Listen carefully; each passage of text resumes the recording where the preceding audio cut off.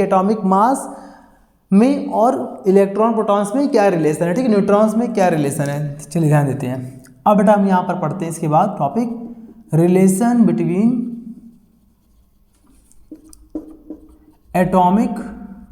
Atomic mass. इसका बेटा एक और नंबर क्या होता है, एक और इसका नाम क्या है, एटॉमिक वेट बोल रहे हैं आपसे, हम एटॉमिक वेट कहते हैं, ठीक है। या फिर बेटा हम आपसे यहाँ पर क्या बोल दें, मास नंबर। देखिए मैं यहाँ पर पहली बार फर्स्ट टाइम आपको हम यहाँ पर तीनों के तीनों नाम यहाँ पर लिख कर दिखा रहे हैं कि आप यहाँ पर कंफ्यूज ना हो, ठीक है। तो आपको यहाँ पर बताना है relation atomic mass, atomic weight और मास नंबर, इसमें और एंड न्यूट्रॉन्स, ठीक है। मतलब कि न्यूट्रॉन्स और एटॉमिक मास हमारा बच गया था, उससे संबंधित जो फॉर्मूला है बेटा उसको हम लोग यहाँ पर टैकल करते हैं, ठीक है। चलिए ध्यान से देखिए यहाँ पर बेटा, देखिए एटॉमिक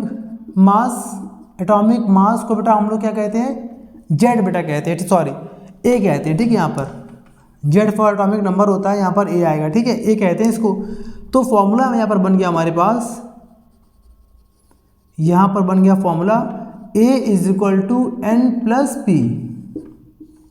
मतलब क्या, ध्यान से सबको समझना है, मतलब किसी भी एटम के अंदर इलेक्ट्रॉन्स होते हैं, प्रोटॉन्स होते हैं और न्यूट्रॉन्स होते हैं, ठीक है। लेकिन अगर आप न्यूट्रॉन्स के नंबर्स को और प्रोटॉन के नंबर को आपस में ऐड कर दे रहे हैं, यानी कि n+p कर दे रहे हैं, तो जो भी आपका आंसर आएगा बेटा ये होगा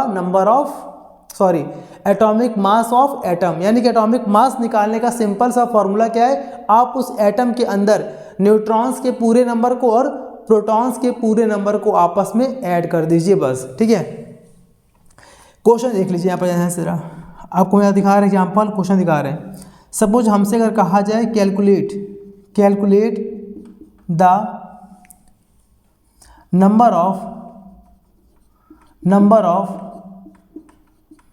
प्रोटॉन्स एंड न्यूट्रॉन्स, ठीक है। Calculate the number of protons and neutrons in the atom, और एटम का नाम क्या है, सोडियम मान लिया हमने, और यहाँ लिखा है नीचे 11 और ऊपर लिखा 23। मतलब कहने का आपको यहाँ पर एक एटम दिया जा रहा है, आपको बेटा यहाँ पर एक एटम दिया गया है जो कि है सोडियम, और सोडियम का आपको एटॉमिक नंबर दे रखा है 11, आपको मालूम भी होना चाहिए। और जो ऊपर लिखा होता है बेटा उसको बोलते हैं atomic mass number, atomic weight, बेटा वो भी आपको यहाँ पर दे रखा, कितना, 23 दे रखा, ठीक है। और आपको यहाँ पर निकालना क्या है, number of protons and number of neutrons. आपको बताना है कि इस सोडियम में कितने प्रोटॉन्स होंगे बेटा और कितने न्यूट्रॉन्स होंगे, ठीक है। चलिए सॉल्व करते हैं। देखिए बेटा, देखिए नीचे वाले नंबर को हम क्या बोलते हैं, जेड बोलते हैं। तो जेड दे रखा है 11, ठीक है। और इसके बाद बेटा हमें अगर जेड दे रखा है तो जेड का फॉर्मूला क्या होता है, जेड = होता है E होता है P। तो जेड की वैल्यू कितनी, 11 लगा देंगे तो आ जाएगा 11 = E और P।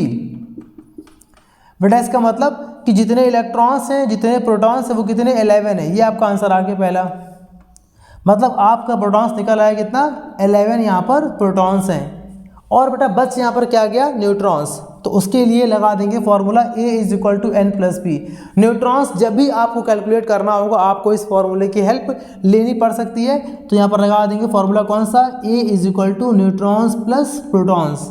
और बेटा यहाँ पर A की वैल्यू हमें गिवन है, कितनी है, 23, क्योंकि जो ऊपर होता है बेटा ये होता है A और जो नीचे होता है वो होता है Z, ठीक है।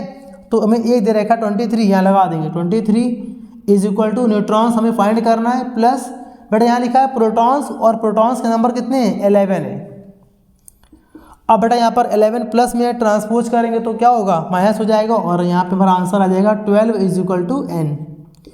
मतलब 23 में से 11 को लेस कर लेंगे तो आ जाएगा 12, यानी कि इस सोडियम एटम के अंदर न्यूट्रॉन्स बेटा कितने हैं, न्यूट्रॉन्स हैं 12 और प्रोटॉन्स कितने